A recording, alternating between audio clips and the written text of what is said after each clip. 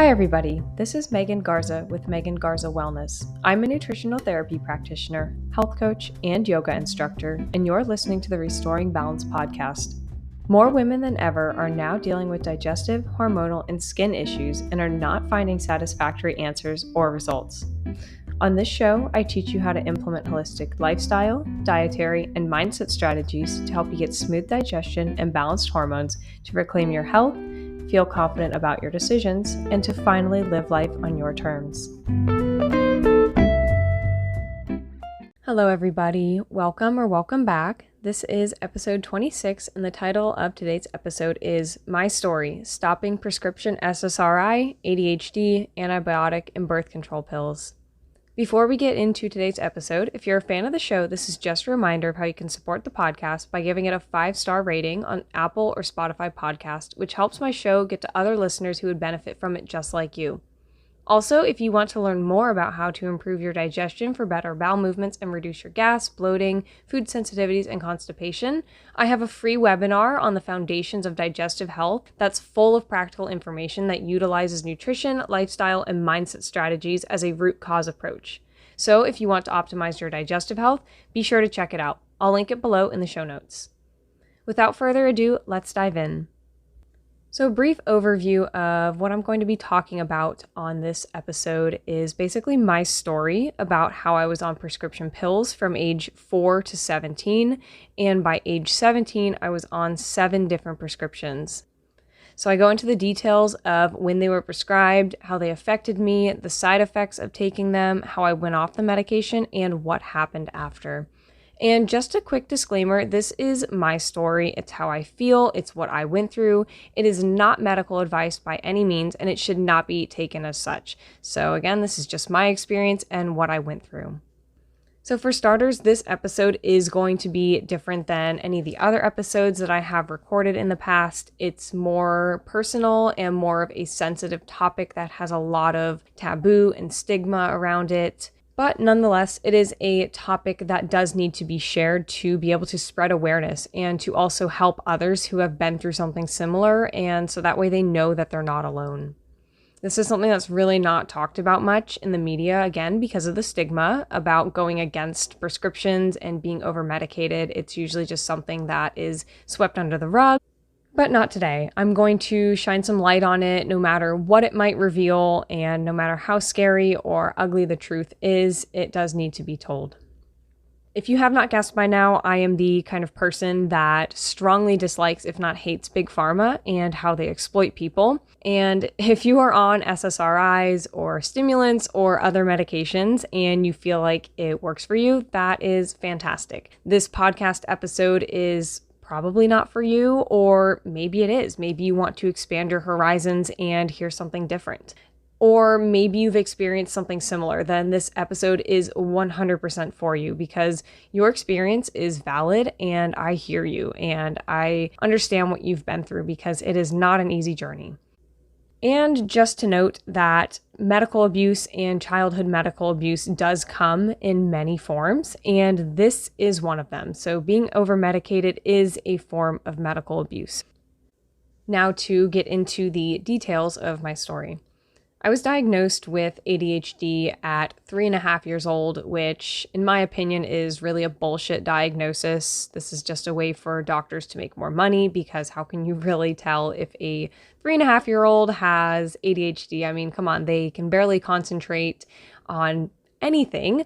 They are just being present. They just want to run around and have fun. And this is why I say that it is a bullshit diagnosis, because you cannot diagnose a 3.5-year-old or 4-year-old with ADHD. And if someone wants to challenge me on this, that is totally fine, because this is my experience. This is what I went through. I don't agree with the whole narrative of diagnosing children at all. There are some nuances within this paradigm of diagnosing kids and what the causes are, and it's not just a chemical imbalance. I've talked about this in previous podcasts about how nutrition, lifestyle, gut health, how much the kid is exercising, and so many other things really go into it, which is why I say I don't really believe in the whole narrative surrounding ADHD diagnosis in the first place. So after that, I was prescribed stimulants the day after my 4th birthday.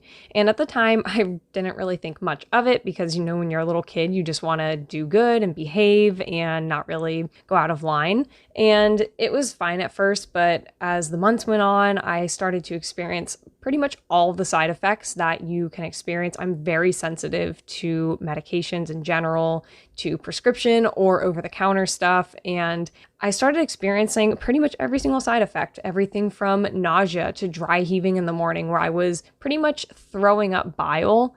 I had severe stomach pains. I was losing weight because I had a loss of appetite, so that meant that I was pretty much not growing at that age. I also developed sleep problems because of the stimulating effects of stimulants, which is pretty obvious. I also developed tics and OCD-like symptoms, so I had to do things like blink my eyes a certain amount of times, or tap on my pants the certain amount of times, or turn a light switch on and off, or I couldn't step on the cracks. So just really weird things that I had never experienced were really starting to show from the side effects of the pills. And then also mood changes. So I became very angry and very irritable and just not very pleasant to be around. But I'd say the worst symptom that has kind of stayed with me even to this day, definitely not nearly as much, but every once in a while, was arrhythmias, which is heart beating irregularities. So I felt like I was having a heart attack. I would feel severe pain in my chest, around my heart. I would have trouble breathing. And it wasn't just an anxiety attack. It was like I could not breathe. If I tried to take a deep breath, I would get sharp stabbing pains around my heart. And I remember getting several EKGs to test my heart, but no one ever connected the dots between the pills and my heart problems, and nothing really ever showed up on the EKGs. And no one ever said like, hey, let's stop these pills. They're really not that important. And shortly after I was prescribed a stimulant for ADHD at 4, I was given clonidine, which is a blood pressure lowering drug. And that was to help with sleep because, as I said, I was not sleeping because of the stimulating effects from the ADHD medicine.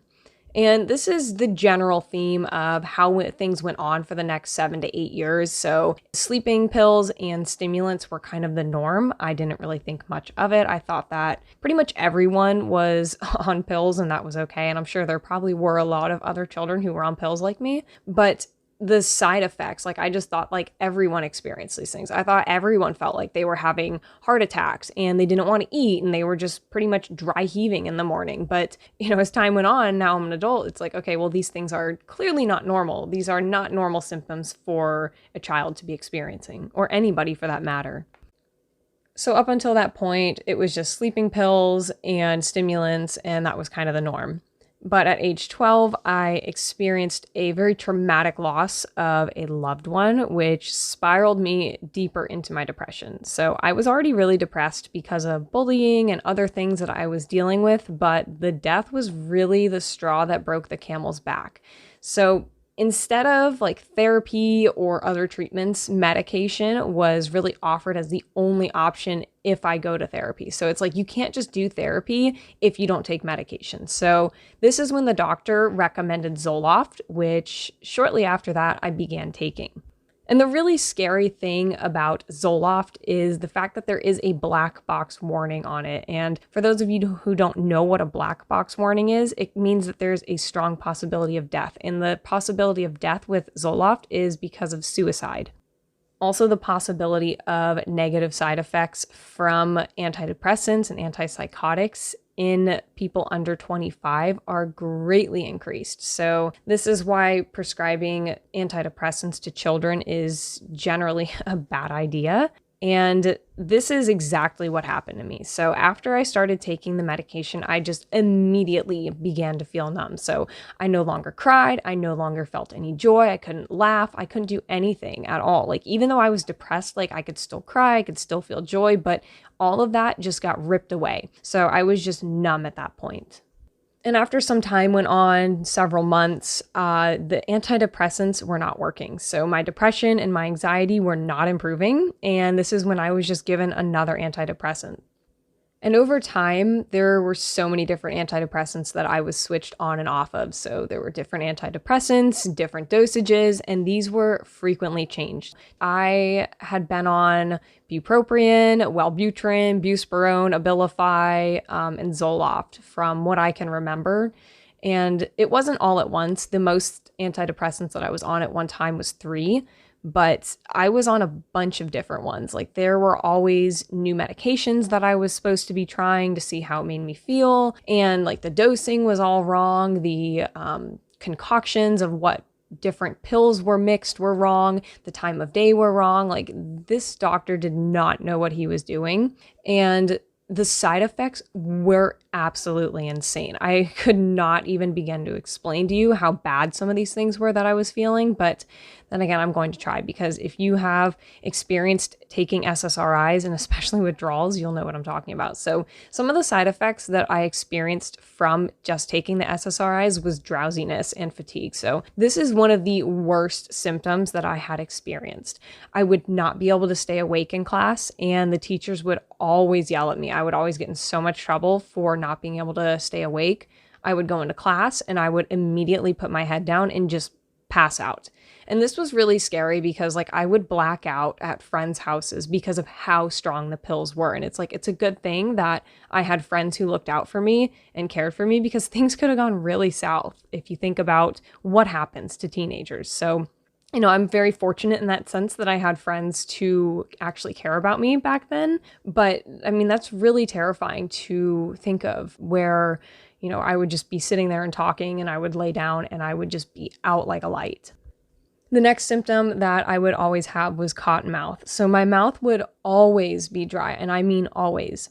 It didn't matter how much water I drank, what I ate, nothing. My mouth would just be dry. And it's like all of my mucous membranes were dry. It wasn't just my mouth. It was like literally everywhere.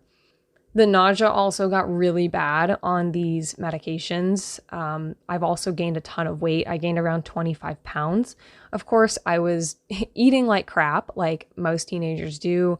I just started binging after my eating disorder, and that's why I gained weight as well. But the medication did not help. I remember always having headaches too. And it wasn't just a headache that was annoying. It was like a headache that nothing could touch. It didn't matter how much Advil or Tylenol that I took. And I'm telling you, I took a ton of Tylenol and Advil. But the headaches that I got were ocular migraines, where you lose your vision.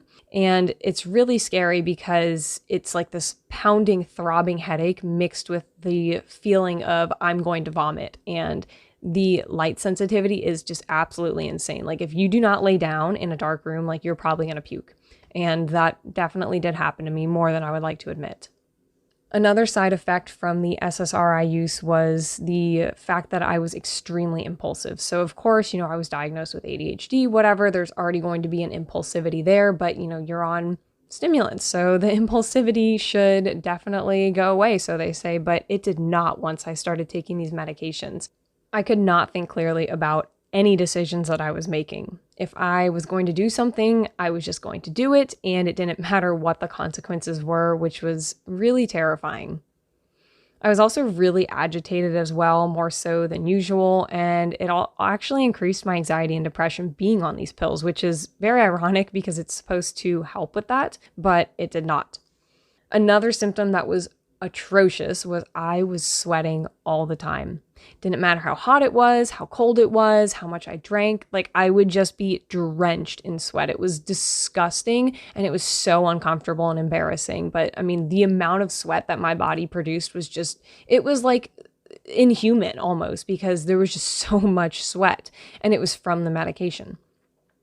And another issue that I had was my skin was like a grayish color. Like, I don't know if it was something to do with like my liver being off, but my skin was gray, and it just looked dull and lifeless and almost like close to death. Like, it was really creepy. And lastly, my blood work was always off. Like, no matter what I did, of course I ate like crap as well, but my blood work was always off. There was always some kind of elevated this or that, or something was not within normal ranges. And that's really scary to think about, just how sick these pills can make somebody.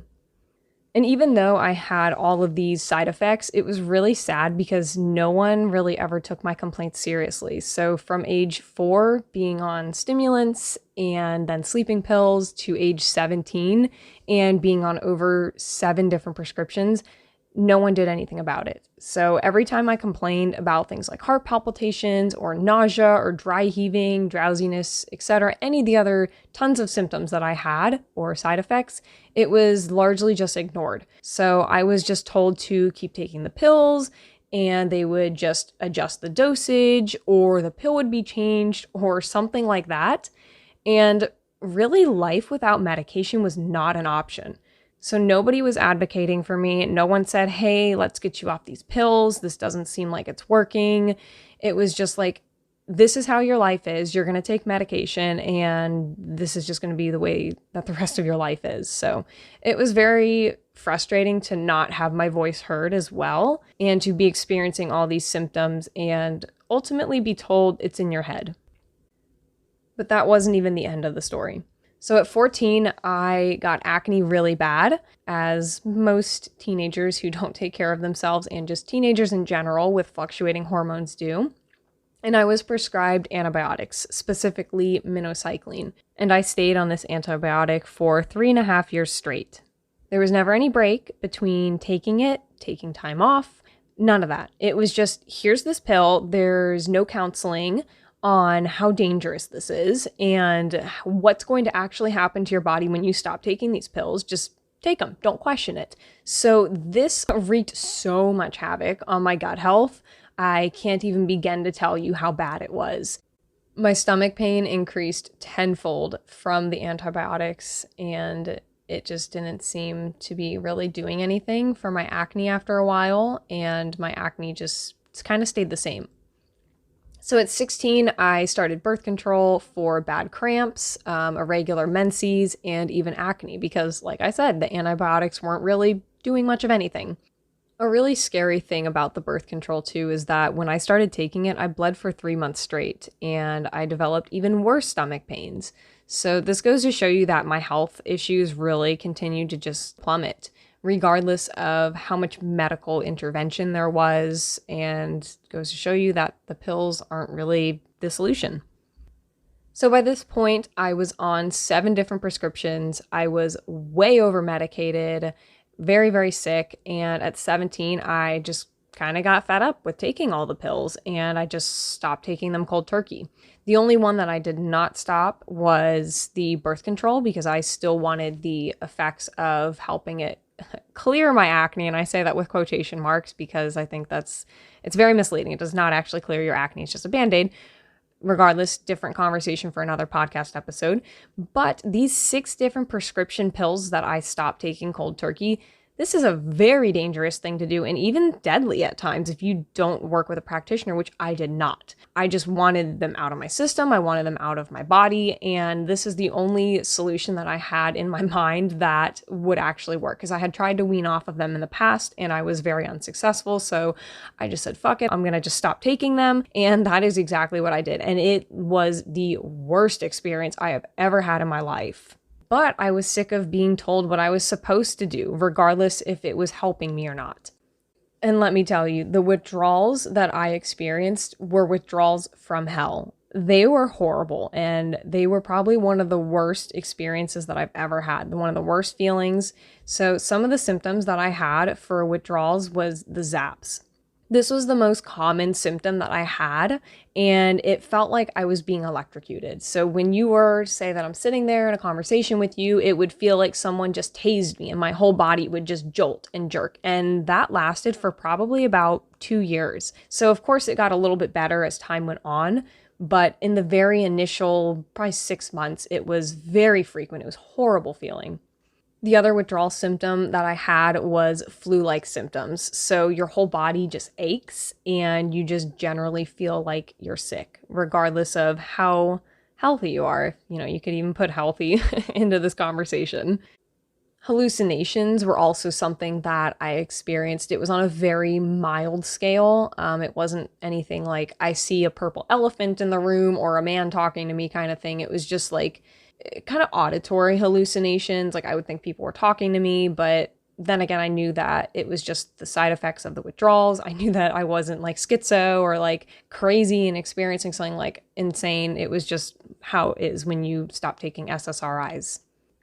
And as to be expected, my irritability, anxiety, and depression got worse, but they did start to level off after a couple of months. The fatigue that I experienced was crazy. It was a lot worse than the SSRIs themselves. So no matter how much I slept, I felt like I had no energy. Also, severe joint pain was something that I experienced. So it felt like I could not move. I felt like an old handicapped woman. It was terrible. I felt like my knees had lead in them. All my joints ached all the time. I even got headaches. Wasn't as frequent as being on the SSRIs, but I did experience a complex migraine, which mimics the signs of a stroke, which really freaked me out. They ran some tests at the hospital and they found out that it was a complex migraine, which I was very thankful for because, you don't want to be 17 years old and having a damn stroke because that's terrifying. And then lastly, my nightmares intensified. So this is where it got really bad.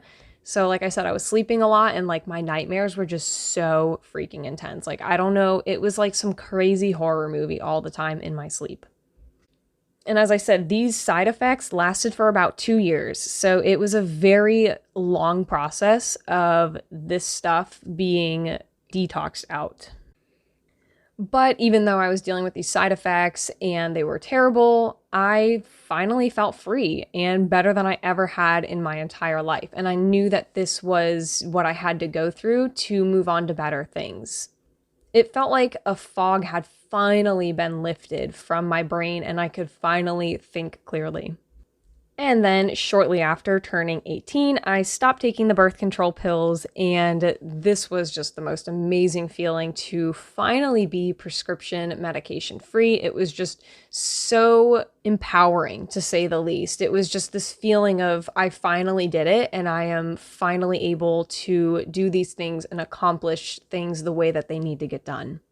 But unfortunately, the damage to my body and my mind was already done. So at this point, when I was 18, I truly thought that I was going to die. I was planning on writing a will because of how sick I was and how shitty I felt all the time.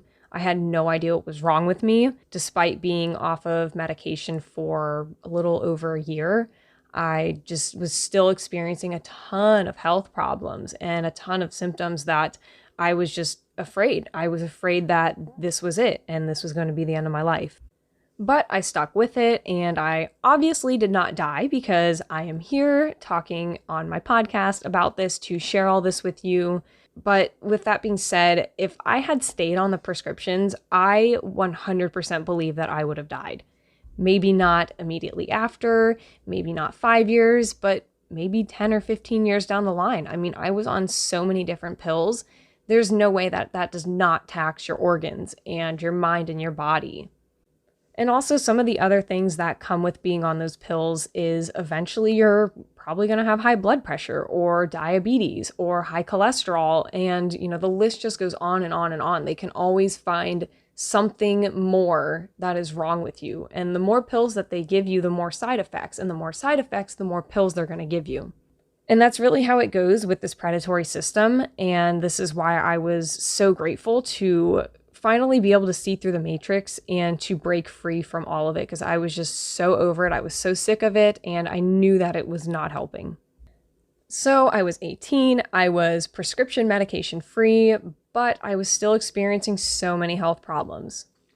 The biggest problem that really bothered me a lot was my cystic acne and my digestive problems. So I had serious cystic acne. It was all over my face, on my neck, my arms, my chest, my back. I mean, really pretty much everywhere that you can get acne, I had cystic acne. And it was so freaking painful. It was terrible, and it was just not something that I was willing to accept as just part of life. And also the digestive distress that I experienced. So I had a lot of bloating, a lot of gas, diarrhea, constipation, so like IBS type symptoms, also extreme abdominal pain. I never really did get a diagnosis on any of this stuff besides just IBS, but they could not figure out where the abdominal pain was coming from. So it's like every time that I would go for a walk after I ate, or just have any kind of movement, or even eat anything, or just breathe and live, I would have serious abdominal pain, like someone was just stabbing me in the stomach. It was the worst pain in my stomach that I've ever felt. Like I would be doubled over on the floor, just crying and just in so much pain, like tremendous amounts of pain. And at this point, like I was so afraid of going to the hospital and doctors, and it's like I still am to this day because of all of this, but I didn't want to go to the hospital and have them poke and prod me any more than I already had been throughout, the years of being a guinea pig. So I just said, screw it, whatever, I'm just going to tough it out, which was, kind of scary. But, in hindsight, like that's what I wanted in a way. I didn't want anyone to kind of intervene on a Western medical basis. And then also the food sensitivities were really bad at that time when I was 18. My anxiety was also something that I did not have under control. I was still highly anxious, really jittery. Everything kind of just set me off into a panic. Again, the joint pain was still something that I was experiencing. And all of the menstrual disorders and menstrual problems that I was having, like painful periods and irregular periods, I was still experiencing all of that. And it was very frustrating because, you go off these pills and you think that everything's going to be fine, and everything just gets so much worse because it's really just a mask. It's a Band-Aid for everything that you're dealing with. And the last two symptoms that I had were serious insomnia. I mean, I did not sleep through the night for many years. I would wake up anywhere from 2 to 10 times a night, and this went on for a very long time. And with that led to chronic fatigue for obvious reasons. And these symptoms really lasted for years, and they gradually improved, but it took a very long time to actually start to feel better. And there was so much uncertainty with my health because no one really believed how terrible I felt, and I was really just kind of made to feel like I was making it all up and that the symptoms were all in my head, or I was being a hypochondriac. So that was really frustrating to hear that from people, to not get that validation of, yeah, you've been through a lot. Your body's been through the ringer. Like, it makes sense that you are experiencing these things. It was like the complete opposite of that. But one thing I do want to say is that my now husband, he always believed me, which was so validating to have at least one person understand what I was going through, at least to some extent, to be like, yeah, I see you and what you were going through is valid, and just all of the good things to make me feel like I wasn't going crazy. Another thing is that I never knew what true health was. So when I was figuring out how to heal my body, I didn't know what was normal or not because I had never had the privilege to actually experience good health and to know what that was. So a lot of the symptoms that I had, I just kind of chalked it up to, well, maybe this is what everyone feels and maybe this is just what health is. But, looking back at that now, it's like, no, girl, that is not normal. But you live and you learn and you just do your best. So this brings up the question of, is there permanent damage done to my body? This might also be something that you are wondering if you have taken medication like SSRIs or antibiotics or birth control. And the answer to this, from my personal experience, is I don't know. I would like to say with all certainty that there is absolutely no permanent damage and there are no long-term side effects from any of this stuff, but the reality is that I don't know. Being on that many pills for that amount of time is super harmful to your organs, and any standard blood test that I've taken in the past has shown that my liver and kidneys were working fine, but then again, blood tests can also be deceiving. So these tests showed that I was fine when I was 18 and I went off the pills, and I was experiencing horrific symptoms and just having a terrible time with life and my health. And all the tests were like, yeah, you're fine. Your liver, your kidneys are great. Nothing to worry about. But I had some blood work done not too long ago and everything showed that it was great. And it was interpreted by a functional nutritionist who has the ability to interpret labs, which was great. So the fact of the matter is, like, there might not be any stuff that's showing up, but maybe symptom-wise, potentially. But I would like to remain positive and say that everything is great, everything is fine. But, the reality is I just don't know. And I just have to be okay with that and to just continue to keep moving and to not dwell on it. And with that said, I am 100% positive that the pills that I was on caused the health problems that I dealt with in my late teens and early 20s and still deal with to some extent today at the time of recording this podcast. But the symptoms that I currently deal with are really manageable and tolerable, but I should have never been that sick at that age throughout my childhood and my teenage years. But the only reason why I'm alive and healthy today is because of my dedication and determination and perseverance to really figure out what's wrong with me. And I've done a really great job. I've worked with a lot of holistic healers who have really helped put my body back into balance, which is why I am so happy with the results that I've gotten and why I feel comfortable just being able to say, like, I've been through this stuff because my body has healed significantly. And experiencing all of these health problems that I have was really the ultimate motivator to why I became a health coach and why I became a nutritional therapist, because I wanted to learn how to heal my body and my mind. And I did just that. And it really shows you just how resilient the body is, but also really understanding that it can only take so much abuse. So this is why I try to be gentle and understanding with my body, and why when I'm under a lot of stress, like, I'll notice some of these old symptoms pop up.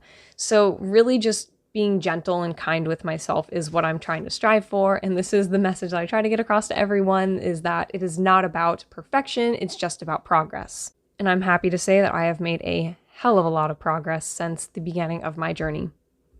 And also, for some inspiration, I do want to share with you some of the things that I've been diagnosed with that I no longer fit the criteria for. I was diagnosed with anemia, general anxiety disorder, anorexia nervosa, depressive disorder, impulse control disorder, attention deficit hyperactivity disorder, orthostatic hypotension, asthma, dysmenorrhea, menorrhagia, irregular periods, and acne. And I really think it's incredible to see how much my body has healed and how I don't fit the criteria for any of these things, which is incredible because we are told in modern medicine that these things are kind of lifelong illnesses and that you're always going to have to manage them very carefully and even take pills forever. And this is just not the case. And I think it's so beautiful to see how much the body is really capable of and how it can recover if you just give it what it needs. And that is what I did. And it has worked so well. And I've just gotten so far away from all the pharmaceuticals, and my life has just continued to get better and better. And just to note, not all of these issues were diagnosed at once. It started off as the ADHD, and then from there, it just kind of had a cascading effect over the years with more and more diagnoses. So, like I said, they give you another pill, you get more side effects, and the list goes on and on. So on top of all the pills that I was given contributing to these diagnoses, also things like poor diet, poor gut health, hyper-aroused nervous system, and just various aspects that I could continue to go on and on about caused all of these diagnoses. And now briefly touching on the mental aspect of being a victim of childhood medical abuse and just being over-medicated in general is the fact that it's traumatizing to just always be told that you're sick and to be given pills day in and day out from just basically childhood to teenage years. It almost makes you into a sort of hypochondriac to where you always just think that something is wrong. You know, your brain just goes to the worst case scenario. You sneeze and you think that you have some kind of terrible flu, or you have an ache and a pain and you think it's cancer. Now, the only reason that I escaped was because I actually defied the terrible advice that everyone gave me and just listened to my gut. So no one else really told me, like, you know, get off all these pills. I had some encouragement from some people who I was close to, but for the most part, it was just me. And it has really affected me in so many different ways, with the traumatizing effects of being told that you're sick, having to go to the doctor every month or every couple weeks for blood tests and this and that. And I mean, this is why pills should not be the first knee-jerk reaction to an issue. So instead, you should be looking at things like your gut health, environmental toxin exposure, and your detox pathways, nutritional deficiencies, blood sugar regulation, hydration, sun exposure, you know, and just everything in between. Because that's really where the real problem lies, not just you're pill deficient, because that's not a thing. And there are so many side effects from these pills, especially when they are given to children, which for the most part, the long-term effects are largely unknown. And I was the guinea pig, and I'm one of the very fortunate few who managed to escape and survive the ordeal and to tell the tale. There's so many different ways to manage these conditions, and the side effects of the pills are numerous, and especially when they're given to kids. This is why it's really important to do a ton of research when you are given any kind of advice, to make up your own mind about things and not just blindly rely on a doctor to give you all the information that you need to know. You need to try to gather up as much information from the pharmacist, from the doctor, from your own research on the internet, from books. And I know that back in the mid 2000s and early 2010s, like the internet was not that big of a thing, but there was still information on these pills and different treatments for these disorders. And there were a lot of books that were published on this information, and even more so now today. So there's really no excuse for being uneducated about this stuff, because we have the power to educate ourselves and to create a better future for us and our offspring, and even just our friends and family, to help them out with these things. I just try to take it day by day and accept what comes, and to just be grateful for being alive another day on this earth. So in the next episode, I'm going to discuss what helped me during this period of transitioning off the prescription pills, and what remedies I used to help manage my anxiety, depression, and chronic hormone and gut dysfunction, so that way I could live a happy and thriving prescription-free life. Well, that's all that I have for you today. I hope that you enjoyed this episode and maybe even connected with what I talked about if you have been through something similar. If you did, be sure to share with someone who has gone through something like this, or someone who's even feeling stuck being on unnecessary prescriptions. Just remember to take it step by step and to keep learning on your wonderful journey of wellness. That's all the time that we have for today. Thank you so much for tuning into this week's episode. Today I talked about what medications were prescribed to me during my childhood, how they affected me, the side effects of taking them, how I went off the medication, and what happened after. You can expect new episodes every Wednesday at 12 p.m. Eastern Standard Time. Just a quick reminder again of how you can support the podcast and stay in the loop.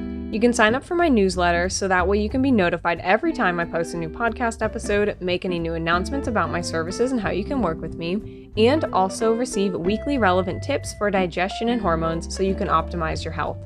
You can find the link to sign up for my newsletter in the show notes, or head to my website at megangarzawellness.com, and you can wait for the pop-up or sign up under the freebies tab. Again, I just want to thank you for listening to this week's topic. Take care, everyone, and until next time.